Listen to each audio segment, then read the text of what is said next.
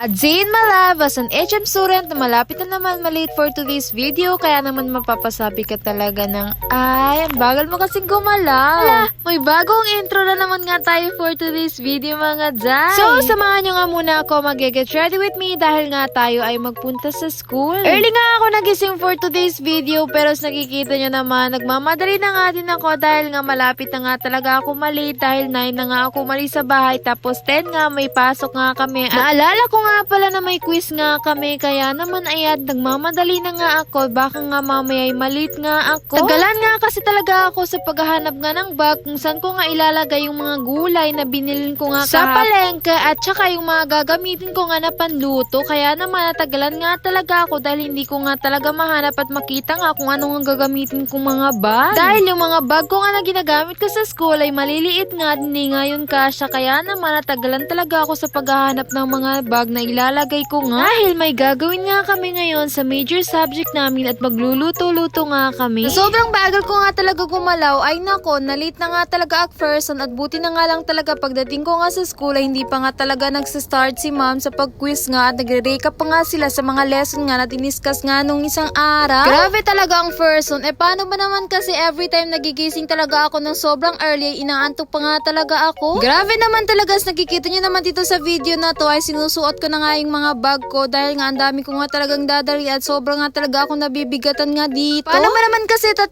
bag na nga talagang dadalhin ko nga sa school dahil nga isang bag ay lalagyan ko na nga ng mga plato at saka yung isang bag naman sa butane, tapos yung isang bag naman sa mga notebook ko nga at saka sa mga apron ko nga nagagamitin. Kaya naman struggle is real nga talaga ang person kasi nga wala akong bag na malaki talaga na para isahan na nga lang talagang lalagyan. Labas ko nga sa bahay ay dumiretso naman ako dito kay kuya at nagpahatid na nga ako sa sakayan nga ng jeep dahil nga feel ko nga talaga ay malilate na nga talaga ang person. Pagdating ko nga dito sa school ay nako talaga yung tipong late ka na nga talaga pero nga kailangan mo pa talaga dumaan nga dito sa overpass dahil nga hindi ka nga makakatawid ka sa kabila para nga daw iwas sa aksidente ng mga student. Kaya naman sa nakikita nyo naman sa video na to ay sobrang nga talaga ako nagmamadali dahil feel ko nga talaga ay nandun nga na si ma'am sa room. At nung dumating na nga ako dito sa room, ayan dito na nga lahat ng mga classmate ko. After nga ng isang subject ay may binigay nga sa amin na waiver, kaya naman pinifill up na nga namin at pwede na namin to ipasa mamaya-maya. After ko nga i-fill up yung sa waiver, eto naman, nagpalitan muna ako ng damit dahil nga kailangan namin na mag-white t-shirt nga para nga magluto kayo mamaya para nga malinis talaga tignan. Sobrang lagi nga talaga nitong white t-shirt ko nga dahil nga hiniram ko nga lang ito dahil nga wala talaga akong white t-shirt, kaya naman nakikita nyo sobrang parang hanger nga talagang dating ko dyan. After ko nga magpalit ng white t-shirt ay eto naman sinusuot ko na nga yung hairnet ko para naman mamaya ay malinis nga talaga tignan at hindi nga talaga mahulog-hulog nga yung mga buhok nga sa lulutuin nga namin para sobrang linis nga talaga. Kaya naman after ko nga isuot yung hairnet ko, eto naman sinuot ko na yung apron ko para naman hindi nga madumi yung white t-shirt nga natin mamaya. At syempre magmukha nga tayong chef.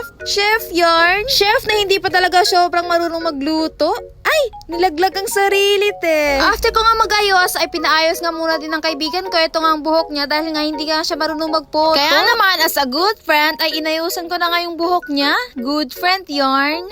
Then after ko nga ayos nga yung buhok ng kaibigan ko, eto naman sinisimulan ko na nga ilabas nga ito nga ang beauty namin para nga magre-ready nga kung saan nga kami magluto nga mamaya. Lagay ko nga ng beauty na ikinuha ko naman yung maliit kong nga karahay. Karahay ba tawag dyan? Sakikita niya naman sobrang liit niya talaga at sobrang cute niya nga talaga. Kaya naman ganyan na lang talaga yung reaction ko nga nung nilagay ko na nga dun sa may halan. And after nga nun ay nilabas ko na nga din dito yung mga chopping board ko, yung mga scissors at saka nga yung mga knife na gagamitin ko nga ang pangbalat nga sa mga prutas mamaya. I mean gulay. Prutas pa nga? Paano daw lulutuin yung prutas? Nakakaloka talaga. At syempre nilabas ko na nga dito yung mga lamas nga na gagamitin nga mamaya para naman ready na nga at hindi na nga talaga hanapin kung saan-saan nga at nilagay ko na nga talaga dito nga sa labas para nga mamaya kung kukurin nga ay nandyan nga talaga sa harap ko at makikita ko na nga. Syempre inilabas ko na nga din dito nga yung mga gulay nga na gagamitin natin. Sa mga Pilipino nga talaga hindi nga talaga may iwasan na pag may mga gulay nga talaga hindi nga talaga natin amuyin. So nakikita nyo naman ay alam nyo na nga talaga na may amoy, amuyin pa nga talaga yung mga gulay. Nakakaloka talaga. Nung pagkalapag ka ng mga gulay ay syempre nilinisin nga muna ulit nga namin yung mga table para nga talaga malinis nga talaga kung saan nga kami magluluto. Dahil nga kung magluluto nga talaga ay kailangan talaga malinis nga talaga yung kapaligiran mo bilang chef. Chef yarn, syempre dapat talaga yung malinis nga talaga para hindi nga talaga pangit tignan. Dili na lang kami. Oh, gagawin. Kita-kita tayo sa vlog. Ganon. Wow! The Prioles is so matanda na siya. Layong na kaayo.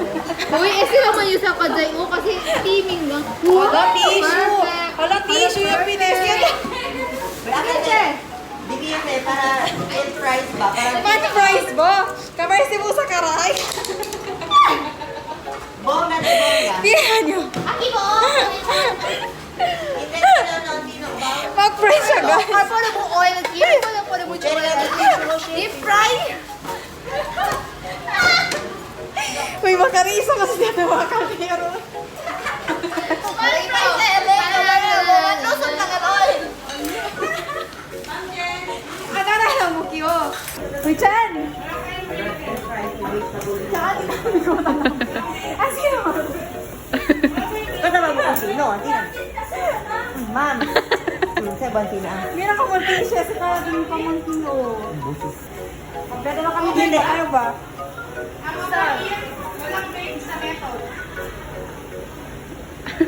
Yes, magluluto kami ngayon. Ang gito na maraming kalan. So, maliit ang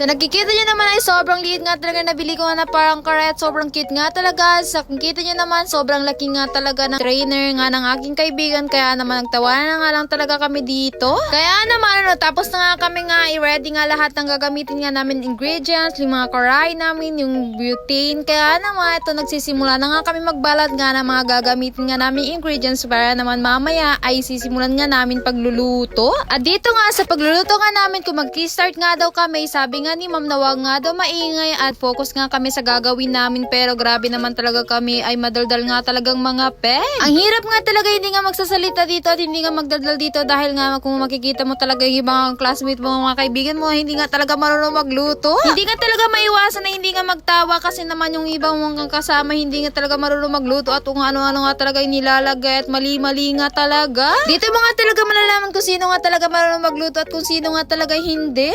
Dahil nga dito nga sa luto-luto nga namin ay ikaw nga talaga magdi-decide kung ano nga talaga ingredients na ilalagay mo dahil nga own recipe mo nga ito. At hindi nga talaga pwede nga pare-parehas nga kami ng luto dahil nga nagbunot-bunot nga kami kung ano nga lulutuin namin, kaya naman hindi talaga pwede same-same nga. Ito nga sa part ay minimix ko na nga yung ingredients nga na sa lulutuin ko ng chicken. Fast forward na nga ito at ito na nga yung finished product nga ng niluto nga namin, kaya naman mapapasabi ka na lang talaga ay for the go nalagpasan nga at nakaya nga na magluto kahit yan lang. Ay, at ito na yung finished product nga ng niluto ko. As nakikita nyo naman, super simple nga lang talaga siya dahil nga ito nga yung niluto ko ay creamy mashed potato nga. Namin magluto at pinipare na nga namin at kininrap na nga namin at syempre nilagyan na namin nga sa table at syempre inayos ko na nga itong hairnet ko dahil nga sobrang higpit nga talaga at maliit nga itong hairnet na nabili ko, kaya na mabumukat nga talaga siya sa ulo ko. At syempre, tada! Ito na nga yung finished product nga ng niluto namin. Kaya naman after nga i-check ni ma'am at i-rate nga ni ma'am yung mga luto namin ay tara at kakain na nga kami at sobrang nagugutom na nga kami at hindi na nga kasi talaga kami nakapag-lunch nga kanina. Habang nga kinakain nga namin yung niluto nga ng classmate nga namin ay eto naman. At kinain nga namin yung fries nga ng kaibigan nga namin, pero parang hindi nga siya fries dahil nga matamlay nga itong fries niya. Hindi ko nga alam kung bakit hindi nga siya naging crispy at na-stress nga yung kaibigan ko nga dito.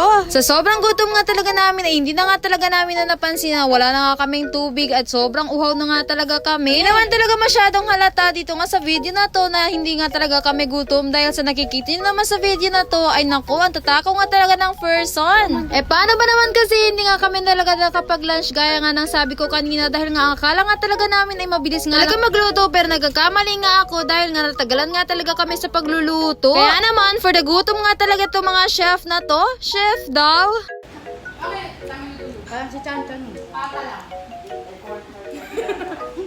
At kinumpara pa nga talaga kung sino nga nagluto ng fries.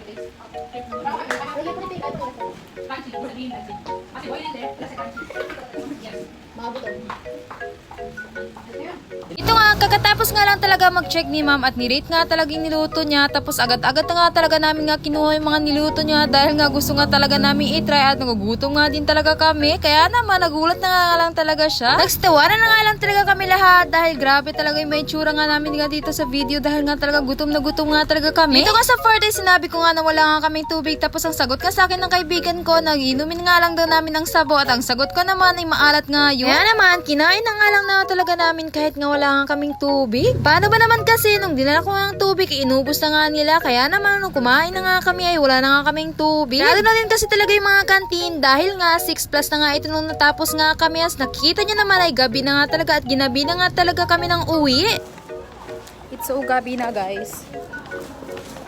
Tignan niyo naman yung dala ko. Ginabi na nga talaga kami kaya naman medyo kinakabahan na nga talaga ako dahil nga mag-isa lang nga ako pa uwi. Hanggang dito na lang muna ang ating vlog for today's video mga guys. Salamat sa panonood and see you again sa next vlog. Bye-bye!